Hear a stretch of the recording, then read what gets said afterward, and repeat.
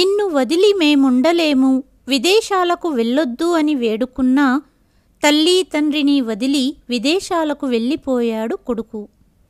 ఒకరికి ఒకరుగా తోడున్నారు ఆ వృద్ధ దంపతులు. తమ పెళ్లి రోజున భార్యను 8వ వాగ్దానం చెయ్యమన్నారు కాశీనాథ్ గారు. సరే అని మాటిచ్చింది సావిత్రి. 8 సంవత్సరాలకు భారతదేశం వచ్చాడు కొడుకు. తమని వదిలి వెళ్ళకు అని వేడుకున్నా వినలేదని కొడుకుకి జీవితకాలపు శిక్ష విధించింది సావిత్రి. తల్లి చేసిన పనికి మోకాళ్లపై కూర్చొని క్షమించమని వెక్కి వెక్కి ఏడ్చాడు కొడుకు. ఇంతకీ ఆ తల్లి చేసిన పని ఏంటి? పెళ్లి రోజు సావిత్రి భర్తకు చేసిన ఆ 8వ వాగ్దానం నిలబెట్టుకుందా లేదా? కథలో తెలుసుకుందాము. అందరికీ నమస్కారం. తెలుగు వాయిస్ ఛానల్కి స్వాగతం. ఈనాటి మన కథ 8వ వాగ్దానం. అది నవంబర్ నెల, చలికాలం రోజులు. ఇవాళ చాలా రోజుల తర్వాత ఎండ కాసింది. అందుకే కాశీనాథ్ గారు మరియు ఆయన భార్య సావిత్రి ఉదయం టిఫిన్ తిన్న తర్వాత ఇంటి దగ్గర ఉన్న మార్కెట్కి రోజువారీ సామాన్లు కొనడానికి వెళ్ళారు. సామాన్లన్నీ కొనుగోలు చేసి ఇంటికి తిరిగి వస్తుండగా మధ్యాహ్నం సమయం 1 అయ్యింది. నడుస్తూ నడుస్తూ సావిత్రి అకస్మాత్తుగా ఆగిపోయి ఎదురుగా ఉన్న బిల్డింగ్ చూస్తూ నిలబడిపోయింది. అది ఒక ప్రైవేటు స్కూల్ బిల్డింగ్. అప్పుడే స్కూల్ వదిలారు. అందుకే స్కూల్ గేటు తెరిచి ఉంది. పిల్లలందరూ పరుగు పరుగున బయటికి వస్తున్నారు. కొందరు తల్లులు తమ పిల్లలను తీసుకెళ్లడానికి వచ్చారు. అలాగే కొందరు తండ్రులు కూడా వచ్చారు. బయటికొచ్చిన పిల్లలందరూ తమ తల్లిదండ్రులతో ఆ రోజు క్లాస్లో ఏం జరిగిందో చెబుతున్నారు. బయటకు వస్తున్న ప్రతి పిల్లవాడిని చూస్తూ సావిత్రి గేటు వైపు చూస్తూనే ఉంది. అప్పుడు సావిత్రి, నువ్వు మళ్ళీ ఇక్కడ ఆగిపోయావా? నీకు ఎన్నిసార్లు చెప్పాలి? మన కొడుకు ఇప్పుడు ఇక్కడ చదువుకోవట్లేదు. చాలా కాలం క్రితమే వాడి చదువు పూర్తయింది. ఈ స్కూల్ని ఎప్పుడో వదిలేశాడు. స్కూల్నే కాదు, ఇప్పుడు మనల్ని, ఈ దేశాన్ని కూడా వదిలి వెళ్ళిపోయాడు అని తన కన్నీళ్లను తుడుచుకుంటూ గద్గద స్వరంతో కాశీనాథ్ భార్యతో చెప్పారు. నాకు తెలుసు, కానీ ఎందుకో ప్రతిసారి ఈ స్కూల్ ముందు నుండి వెళ్తున్నప్పుడు పాదాలు ఆటోమేటిక్గా ఆగిపోతాయి. మన బిడ్డ పరుగు పరుగున వచ్చి అమ్మా అమ్మా అని నన్ను హత్తుకుంటాడు అనే ఆశతో ఎదురు చూస్తుంటాను అని సావిత్రి చెప్పింది. కాశీనాథ్ గారు కొంతసేపు నిశ్శబ్దంగా ఉన్నారు. నాకు చాలా గుర్తొస్తాడు అభి. 8 సంవత్సరాలయ్యింది వాడు భారతదేశాన్ని వదిలి. మీకు కూడా గుర్తొస్తాడు కదా? అడిగింది సావిత్రి. నువ్వు ఎప్పుడు అర్థం చేసుకుంటావు సావిత్రి? ఎప్పుడైతే పిల్లలు పెళ్లిళ్ళు చేసుకుని తల్లిదండ్రులవుతారో అప్పుడు వాళ్ళు పెద్దవాళ్ళయ్యారని అర్థం చేసుకోవాలి. వాళ్ళ బాధ్యతలు మారిపోతాయి. అయినా మనం ఇద్దరమే ఎక్కడున్నాం? ఇద్దరం ఒకరి పక్కన ఒకరు నిలబడితే 11 మంది ఉన్నట్లే అని భార్యను ఓదార్చారు కాశీనాథ్ గారు. మీరు చెప్పే ఫిలాసఫీలు వినడానికి బాగున్నాయి, కానీ ఒక తల్లి మనసుని సంతృప్తి పరచలేదు అని సావిత్రి చెప్పింది. సావిత్రి, మనలాంటి వారు భారతదేశంలో ఇంకా చాలామంది ఉన్నారు. వారి పిల్లలు కూడా వారిని వదిలి వేరే దేశాలకు వెళ్ళిపోయారు. ఇప్పుడు ఇది సర్వసాధారణం. అమెరికా నుండి భారతదేశానికి విమానంలో రావడంలో ఎంత సమయం పడుతుంది?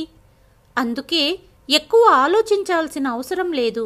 ఇప్పుడు ఇంటికి వెళ్దామని కాశీనాథ్ గారు సావిత్రి చెయ్యి పట్టుకొని నడిచారు. భార్యను సముదాయించటానికి ప్రయత్నిస్తున్నారు, కానీ పిల్లలు దూరంగా వెళ్ళిపోయారని కాశీనాథ్ గారు కూడా లోపల నుండి బాధపడుతూనే ఉన్నారు. ఇంటికి నడుస్తూ నడుస్తూ వారి మనసులో గతం రోజులు గుర్తుకు వచ్చాయి. అమ్మా, నాన్న, నాకు విదేశాల్లో ఉద్యోగం వచ్చింది. సంవత్సరాల నుండి కంటున్న కలలు నెరవేరబోతున్నాయి. ఇక నేను శాశ్వతంగా అమెరికాలో సెటిల్ అవుతాను. ఇప్పుడు చూడండి నాన్న, మీ కొడుకు ఎలా సంపాదిస్తాడో అని కొడుకు అభి సంతోషంగా చెప్పిన మాటలు కాశీనాథ్ గారి చెవుల్లో మారుమోగాయి. కానీ కొడుకు విదేశాలకు వెళ్తున్నానని చెప్పగానే కాశీనాథ్ గారు ఆశ్చర్యంతో నిలబడిపోయారు. అదే సమయంలో సావిత్రి రాతి విగ్రహంలా నిలబడిపోయింది. ఒక్క మాట కూడా ఆమె నోటి నుండి రాలేదు. కానీ కాశీనాథ్ గారు తన కొడుకును ఆపాలనే ఉద్దేశంతో, ఏం మాట్లాడుతున్నావభి? నువ్వు మాకున్న ఒక్కగానొక్క కొడుకువు. నువ్వు మమ్మల్ని వదిలి అమెరికా వెళ్ళిపోతావా? ఈ వయసులో మేము ఇక్కడ ఒంటరిగా ఎలా బతకగలం? ఒక్కసారి ఆలోచించు అన్నారు. ఓ కమాన్, బీ ప్రాక్టికల్ నాన్నా. ఇది ఎమోషనల్గా ఆలోచించవలసిన సమయం కాదు. నేను తీసుకునే నిర్ణయం పైన నా భవిష్యత్తు మొత్తం ఆధారపడి ఉంది. నా స్నేహితులు అందరూ విదేశాలకు వెళ్ళి సెటిల్ అయ్యారు. వారి లైఫ్ స్టైల్ ఎంత అద్భుతంగా ఉందో తెలుసా? నేను జీవితాంతం ఇక్కడే ఉండిపోవాలని మీరు కోరుకుంటున్నారా అన్నాడు అభి. ఏ అభి, మన దేశం దేనికి తక్కువయ్యింది? నాకు మంచి పెన్షన్ వస్తుంది. నువ్వు హైదరాబాదులో మంచి జాబ్ చేస్తున్నావు. ఈ ఇల్లు మనదే. ఇంకేం కావాలి నీకు? నీ దేశాన్ని, నీ తల్లిదండ్రులను వదిలి విదేశీ నేలపై స్థిరపడాలని ఎందుకు అనుకుంటున్నావు? బాబు అభి, మమ్మల్ని అర్థం చేసుకో. ఈ వయసులో మేము నీ నుండి దూరంగా ఉండలేము. మా కొడుకు, కోడలు, మనవళ్ళు అందరితో కలిసి ఉండాలని కోరుకుంటున్నాము అన్నారు కాశీనాథ్ గారు. ఏ నాన్నా, నాకంటూ ఒక జీవితం ఉందా లేదా? నాకంటూ జీవితంలో కొన్ని కోరికలున్నాయి. వాటిని నేను పూర్తి చేసుకోవాలనుకుంటున్నాను అన్నాడు అభి. కొడుకు మాటలు విని కాశీనాథ్ గారు ఇలా అన్నారు. అభి, నీకు గుర్తుందా? నేను ఉద్యోగం చేస్తున్నప్పుడు మైల్డ్ స్ట్రోక్ వచ్చింది. డాక్టర్లు ఎక్కువ కష్టపడకుండా వాలంటరీ రిటైర్మెంట్ తీసుకొని రెస్ట్ తీసుకోమన్నారు. కానీ అదే సమయంలో నువ్వు 10వ తరగతి పరీక్షలకు ప్రిపేర్ అవుతున్నావు. నీ తర్వాతి చదువుల కోసం డబ్బులు కావాలి. అందుకే నేను వాలంటరీ రిటైర్మెంట్ తీసుకోలేదు. ముందు నీ భవిష్యత్తు గురించి ఆలోచించాము అన్నారు కాశీనాథ్ గారు. అభికి తండ్రి మాటలు విని కోపం వచ్చింది. అది మీ మూర్ఖత్వం. ఇప్పుడు నేను మీలాగే మూర్ఖంగా ఇక్కడే జీవితమంతా ఉండిపోవాలా? క్షమించండి, కానీ నేను అలా జరగనివ్వను. నేను ప్రాక్టికల్గా ఆలోచించి నిర్ణయం తీసుకుంటాను అన్నాడు కోపంగా. కొడుకు ఖచ్చితమైన సమాధానంతో కాశీనాథ్ గారు మౌనంగా నిలబడ్డారు. భార్య వైపు చూశారు. సావిత్రి కళ్ళు కన్నీళ్లతో నిండిపోయాయి. కానీ అభికి అసలు తల్లి గురించి ఆలోచనే లేదు. విదేశాలకు వెళ్లాలనే వ్యామోహంలో బాధపడుతున్న తల్లి తండ్రి ముఖాలు కనిపించడం లేదు తనకి. చివరికి భార్యాపిల్లలతో ముసలి తల్లిదండ్రులను మీ చావు మీరు చావండి అని విదేశాలకు వెళ్ళిపోయాడు. గతాన్ని గుర్తు చేసుకుంటూ కాశీనాథ్ గారు ఎప్పుడు ఇంటికి చేరారో తెలియనే లేదు. సావిత్రి, ఇంటి తాళాలివ్వు అంటూ భార్యతో చెబుతూ సామానుల సంచి తలుపు వద్ద పెట్టి భార్య వైపు చెయ్యి చాచారు. కానీ సావిత్రి నుండి ఎటువంటి సమాధానం రాలేదు. ఏంటి సావిత్రి అంటూ భార్య వైపు తిరిగి చూశారు కాశీనాథ్ గారు. సావిత్రి కళ్ళు పెద్దవి చేసి తల పట్టుకొని నిలబడి ఉంది. కాశీనాథ్ గారు భార్యను పిలుస్తూనే ఉన్నారు. అంతలోనే సావిత్రి నేలపై పడిపోయింది. సావిత్రి, సావిత్రి, ఏమయ్యింది అంటూ కాశీనాథ్ గారు సహాయం కోసం చుట్టుపక్కల వాళ్ళని కేక వేశారు. చుట్టుపక్కల వారు పరిగెత్తుతూ వచ్చారు. పక్కనే ఉన్న ఆటోను పిలిచి అందులో సావిత్రి గారిని చుట్టుపక్కల వారి సహాయంతో కూర్చోబెట్టి హాస్పిటల్ తీసుకువెళ్లారు. హాస్పిటల్ చేరిన వెంటనే పరిస్థితి చూసి డాక్టర్ ఎమర్జెన్సీ వార్డులో చికిత్స మొదలుపెట్టారు. ఎమర్జెన్సీ వార్డు బయట కూర్చున్న కాశీనాథ్ గారి కాళ్ళు చేతులు వణుకుతున్నాయి. అతను చాలా బాధగా ఉన్నారు. అసలు సావిత్రి ఎందుకిలా పడిపోయిందో ఆయనకు అర్థం కావటం లేదు. పాపం, ధైర్యం చెప్పే తోడు కూడా లేక కంగారుగా ఉన్నారు. బహుశా అలసట వల్లే కళ్ళు తిరిగాయేమో, అందుకే పడిపోయిందేమోనని మనసును శాంతపరచుకోవాలని ప్రయత్నిస్తున్నారు. కానీ మరోవైపు ఏదైనా తీవ్రమైన వ్యాధి ఉందేమో అనే భయం కూడా కలుగుతుంది. చాలా ఆందోళన చెందడంతో తన కుమారునికి ఫోన్ చేశారు. కానీ 2-3 సార్లు ప్రయత్నించినా అభి ఫోన్ ఎత్తలేదు. కొంతసేపటి తర్వాత నర్స్ ఎమర్జెన్సీ వార్డు నుండి బయటికి వచ్చింది. నా భార్య సావిత్రి ఎలా ఉంది అని కాశీనాథ్ నర్సును అడిగారు. ఇంకా చికిత్స జరుగుతోంది. మీరు రిసెప్షన్లో 50,000 రూపాయలు జమ చెయ్యండి అని చెప్పింది. కాశీనాథ్ గారు రిసెప్షన్ వెళ్ళి తన మొబైల్ ఫోన్ ద్వారా డబ్బు బదిలీ చేశారు. కాసేపటికి నర్సు బయటికి వచ్చి కొన్ని రిపోర్ట్స్ రేపటికి వస్తాయి. మీరు సావిత్రి గారిని చూడడానికి లోపలికి వెళ్ళొచ్చు అనింది. కాశీనాథ్ గారు లోపలికి వెళ్ళారు. కానీ సావిత్రి మెలకువగా లేదు. మరుసటి రోజు సావిత్రి గారి అన్ని రిపోర్ట్లు వచ్చాయి. కాశీనాథ్ గారిని డాక్టర్ పిలిచి సావిత్రి గారి పరిస్థితి వివరించారు. డాక్టర్ గారు చెప్పింది విని కాశీనాథ్ గారికి గుండె ఆగినంత పనయ్యింది. సావిత్రి గారికి క్యాన్సర్ ఉందని తెలిసింది. కొంతసేపు ఆయనకు ఏమీ అర్థం కాలేదు. కానీ ఈ సమయంలో తను కుంగిపోకూడదని నిర్ణయించుకున్నాడు. తన భార్యను ఎలాగైనా కాపాడుకోవాలని మనసులో నిర్ణయించుకున్నాడు. అప్పుడే ఆయన ఫోన్ మోగింది. కొడుకు అభి ఫోన్ చేశాడు. కాశీనాథ్ తన కుమారునికి అంతా వివరించారు. నాన్నా, మీరు చింతించకండి.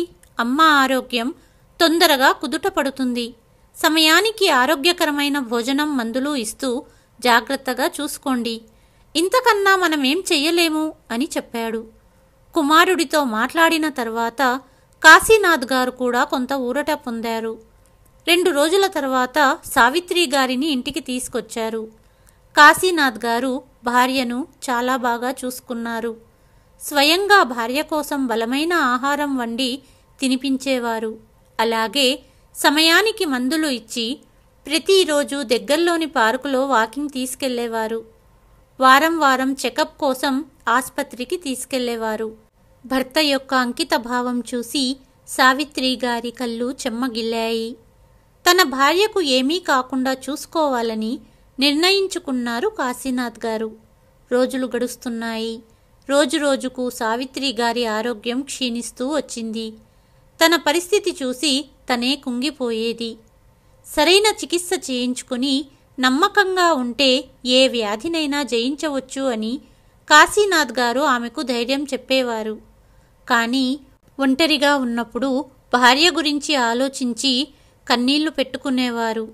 తన భార్య మందులకు చికిత్సకు డబ్బు ఖర్చవడం వల్ల కాశీనాథ్ గారు ఆర్థికంగా కూడా ఇబ్బందులు ఎదుర్కొంటున్నారు. భారం తగ్గించుకోవటానికి ఒకరోజు ఉదయమే కాశీనాథ్ గారు తన కుమారునికి ఫోన్ చేశాడు. కానీ అభి తండ్రిపై కోపంతో అరిచాడు. నాన్నా, ఫోన్ చేసే ముందు ఒకసారి టైం చూసుకోండి. ఇక్కడ రాత్రి 11 గంటలవుతోంది. మీకు ఏమీ పని లేదు, కానీ నేనిక్కడ చాలా బిజీగా ఉన్నాను అని అన్నాడు అభి. బాబు అభి, నా మాట విను. మీ అమ్మ ఆరోగ్యం రోజురోజుకి క్షీణిస్తోంది. వీలైనంత త్వరగా నువ్వు భారతదేశానికి రా అన్నారు కాశీనాథ్ గారు. అమ్మ ఆరోగ్యం బాగోలేకపోతే నేనేం చెయ్యగలను? వృద్ధాప్యంలో ఇలాంటివి జరుగుతూనే ఉంటాయి. మీరు ఆమెను డాక్టర్ వద్ద చూపించండి.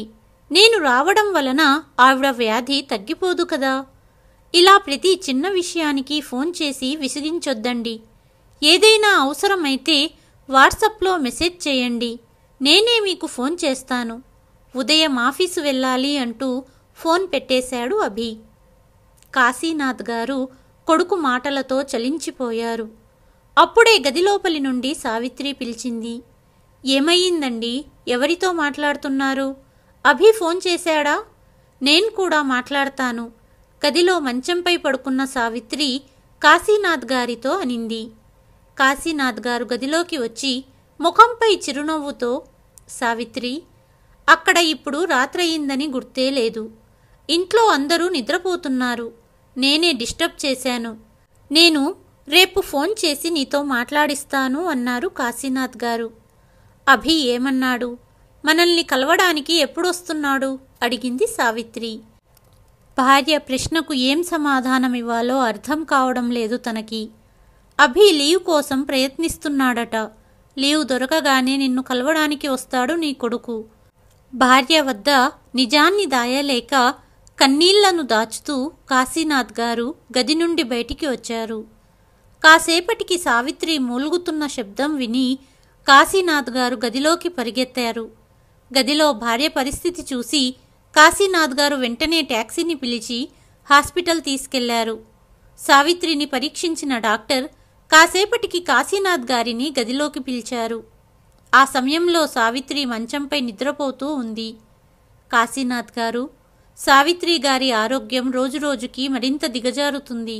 ఆవిడకు తొందరగా బోన్ మ్యారో ట్రాన్స్ప్లాంట్ చేయాలి అన్నారు. సరే డాక్టర్ గారు, బోన్ మ్యారో ట్రాన్స్ప్లాంట్ చేయించుకోవడానికి నేను రెడీగా ఉన్నాను అన్నారు కాశీనాథ్ గారు. కాదండి, మీ బోన్ మ్యాచ్ అవ్వదు.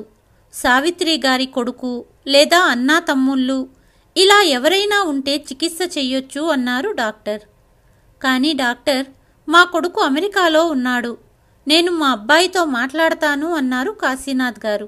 సరే కాశీనాథ్ గారు, మన దగ్గర సమయం చాలా తక్కువ ఉంది.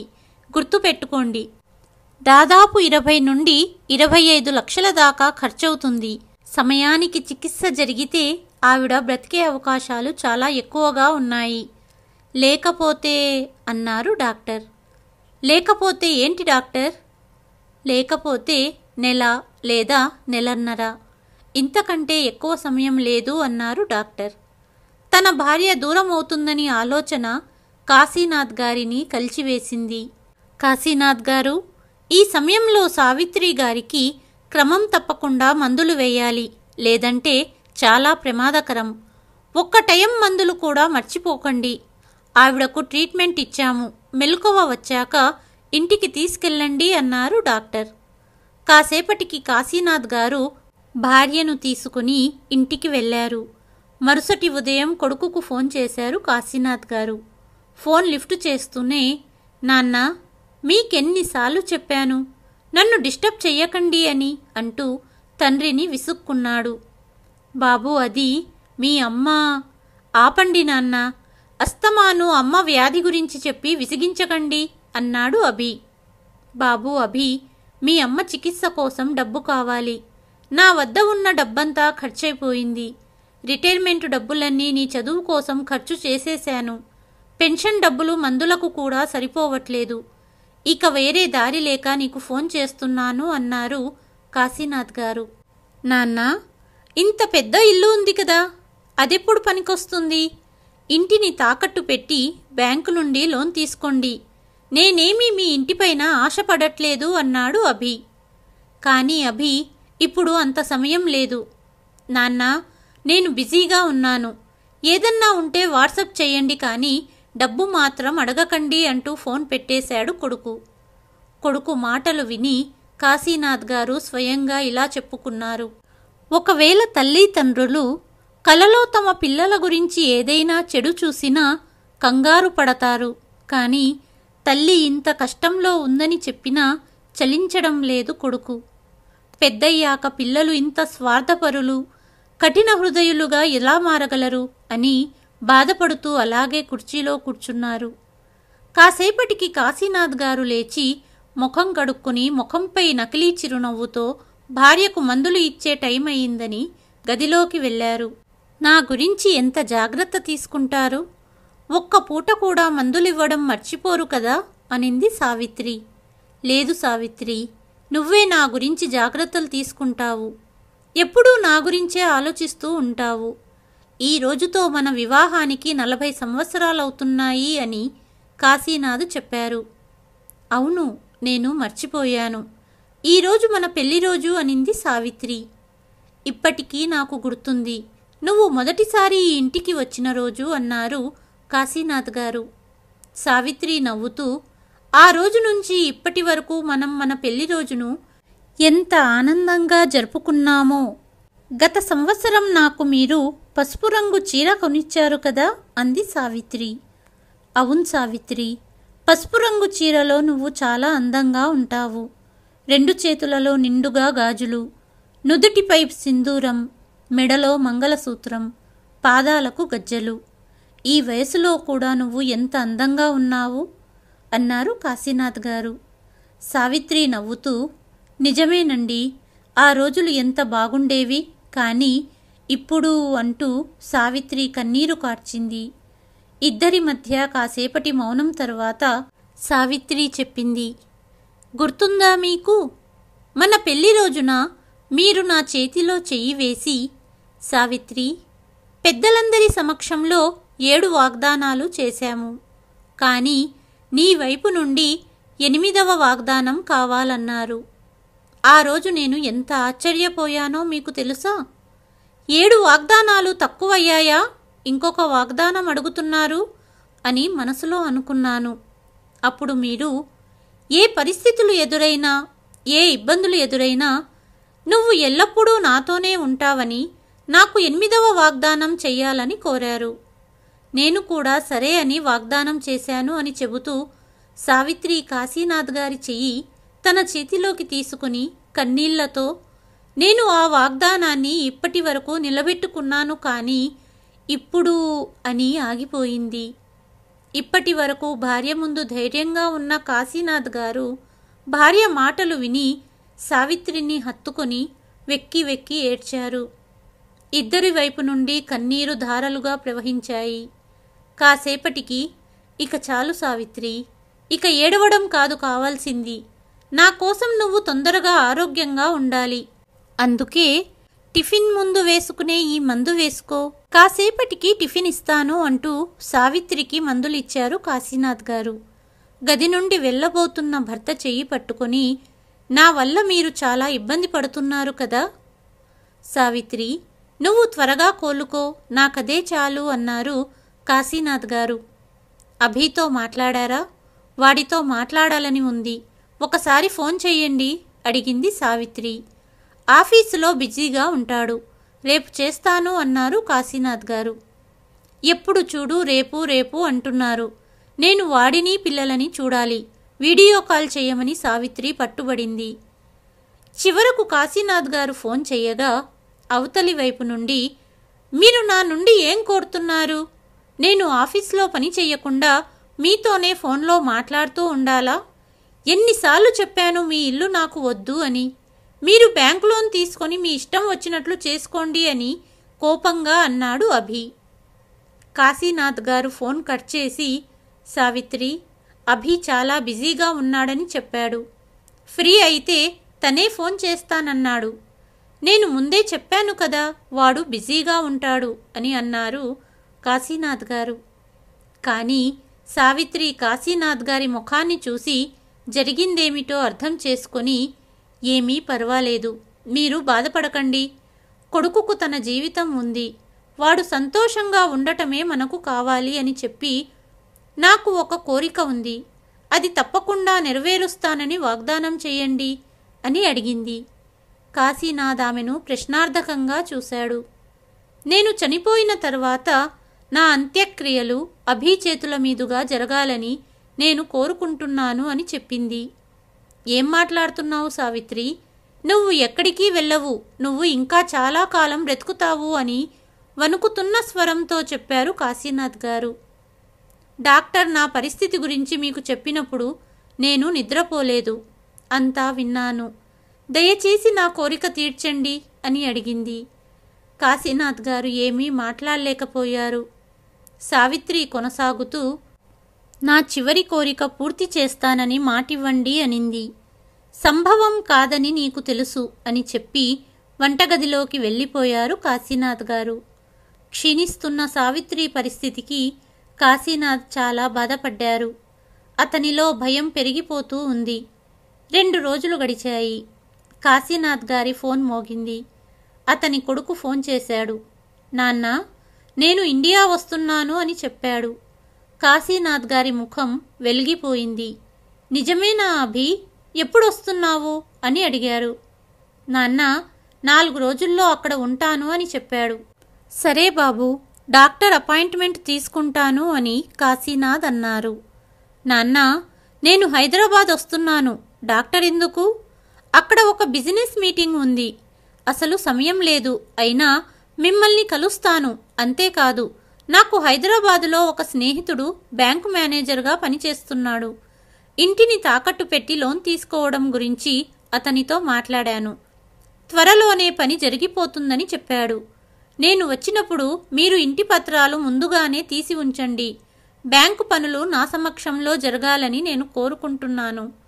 మీరు ఆర్థికంగా ఎలాంటి ఇబ్బందులు పడకుండా ఉండాలని అనుకుంటున్నాను. తద్వారా నాకు కాస్త ప్రశాంతంగా ఉంటుంది అని చెప్పి ఫోన్ పెట్టేశాడు కొడుకు. కొడుకు మాటలు విన్న తర్వాత కాశీనాథ్ గారు ప్రపంచంలో ఏ కొడుకు ఇంత స్వార్థంగా ఉంటాడని అతను ఎప్పుడూ అనుకోలేదు. అతని కళ్ళు ఎర్రబడ్డాయి. కానీ కొద్దిసేపటికి తనను తాను నియంత్రించుకుని సావిత్రి దగ్గరకు వెళ్ళి, సావిత్రి, నీ కొడుకు ఇండియా వస్తున్నాడు అని చెప్పారు. సావిత్రి ఆనందంతో, నిజమేనా? మీరు అబద్ధం చెప్పట్లేదు కదా? పిల్లలు కూడా వస్తున్నారా అని అడిగింది. అవును సావిత్రి, 4 రోజుల్లో వస్తున్నాడు. కానీ ఒక్కడే వస్తున్నాడు. హైదరాబాదులో ఒక మీటింగ్ ఉంది, దానికోసం వస్తున్నాడు. ఆ మీటింగ్ తర్వాత కొంత సమయం మనతో కలవడానికి వస్తున్నాడు అని కాశీనాథ్ గారు చెప్పారు. కొంత సమయం కోసమేనా? సావిత్రి ముఖం నిరాశగా మారింది. అవును సావిత్రి, చాలా బిజీగా ఉంటాడు మన కొడుకు. సరే కానీ నీ మందులు వేసుకోవడానికి సమయం అయింది. నేనిస్తాను అన్నారు కాశీనాథ్ గారు. నేనే తీసుకుంటాను, నీళ్లు ఇక్కడే ఉన్నాయి అని చెప్పింది సావిత్రి. సరే సావిత్రి, మందులు వేసుకుని పడుకో అని కాశీనాథ్ గారు నిద్రపోయారు. కానీ సావిత్రి మనసులో ఎన్నో ఆలోచనలు తిరుగుతూనే ఉన్నాయి. 4 రోజుల తర్వాత అభి తన స్నేహితుడితో కలిసి ఇంటికి వచ్చాడు. ఇంటి వరండాలో కూర్చొని ఉన్న కాశీనాథ్ గారు ఆనందంతో బయటికి వచ్చి, బాబూ అభి, వచ్చావా? మీ అమ్మ నీ కోసం ఎంతగా ఎదురు చూస్తుందో అన్నారు. కానీ అభి ఏమీ మాట్లాడకుండా తన తండ్రి పాదాలకు నమస్కరించాడు. నాన్న, నేను మీకు చెప్పాను కదా, తను రాకేష్, నా స్నేహితుడు, బ్యాంకు మేనేజర్. ఇంటి పత్రాలు తీసిపెట్టారా? త్వరగా లోపలికి పదండి, పేపర్లన్నీ చూపెట్టండి. ఎంతో కష్టంగా ఉన్నా నేను కొంత సమయం పర్మిషన్ అడిగి ఇక్కడికి వచ్చాను అన్నాడు అభి. మీ అమ్మను కలవవా? అడిగారు కాశీనాథ్ గారు. పదండి లోపలికి వెళ్దామంటూ అందరూ ఇంటి లోపలికి వెళ్ళారు. కాశీనాథ్ గారు ముందుగా సావిత్రి గదిలోకి వెళ్ళారు. అభి కూడా తండ్రి వెనకే వచ్చాడు. గదిలోకి వెళ్ళి, సావిత్రి, నిన్ను చూడడానికి నీ కొడుకు వచ్చాడు. ఎన్ని రోజుల నుండి వేచి చూశావు ఈ రోజు కోసం? అరే సావిత్రి, నిద్రపోయావా అని సావిత్రిని లేపడానికి ప్రయత్నించారు. కానీ సావిత్రి కళ్ళు తెరవలేదు. అమ్మా, నిద్ర నుండి మేలుకో అమ్మా అని అభి తల్లిని పిలిచాడు. కానీ సావిత్రి మేల్కోలేదు. కాశీనాథ్ గారికి పరిస్థితి అర్థమైంది. కొడుకును చూడాలని ఎదురు చూసిన సావిత్రి కళ్ళు శాశ్వతంగా మూసుకుపోయాయని తను అర్థం చేసుకున్నారు. అభి మోకాళ్లపై కూర్చొని అమ్మా అమ్మా అని ఏడుస్తూ ఉన్నాడు. కాశీనాథ్ గారు భార్యను కోల్పోయిన బాధతో కుప్పకూలిపోయారు. గతం మొత్తం ఆయన కళ్ళ ముందు కదలాడింది. కొంతసేపటికి ఇరుగు పొరుగు వారు వచ్చారు. సావిత్రిని నేల మీద పడుకోబెట్టారు. అప్పుడు కాశీనాథ్ గారికి ఒక ఆలోచన వచ్చింది. ఆయన తొందరగా గదిలోకి వెళ్ళి సావిత్రి పడుకునే చోట వెతకడం మొదలుపెట్టారు. ఎప్పుడైతే దిండు కింద మందుల డబ్బా చూశారో కాశీనాథ్ గారి కాళ్ళ కింద భూమి కదిలిపోయింది. ఎందుకంటే చివరి 2 రోజుల మందులు అలాగే ఉన్నాయి. డాక్టర్ చెప్పిన మాటలు గుర్తుకు వచ్చాయి. ఒక్క పూట మందులు వేసుకోకపోయినా ప్రమాదమన్నారు డాక్టర్. అభి వస్తున్నాడని తెలిసినప్పటి నుంచి ఎప్పుడు నేను గదిలోకి వెళ్ళి అడిగినా ఇప్పుడే మందులు వేసుకున్నాను అనేది సావిత్రి. కానీ అన్ని మందులు అక్కడే ఉన్నాయి. అంటే సావిత్రి అబద్ధం చెప్పింది. మందుల పక్కనే ఒక కాగితం ఉంది. కాశీనాథ్ గారు భయంతో ఆ కాగితాన్ని తీసి చదివారు. నాకు తెలుసు, మీరు ఈ లేఖ చదువుతున్నప్పుడు నేను ఈ లోకంలో ఉండను. నన్ను క్షమించండి.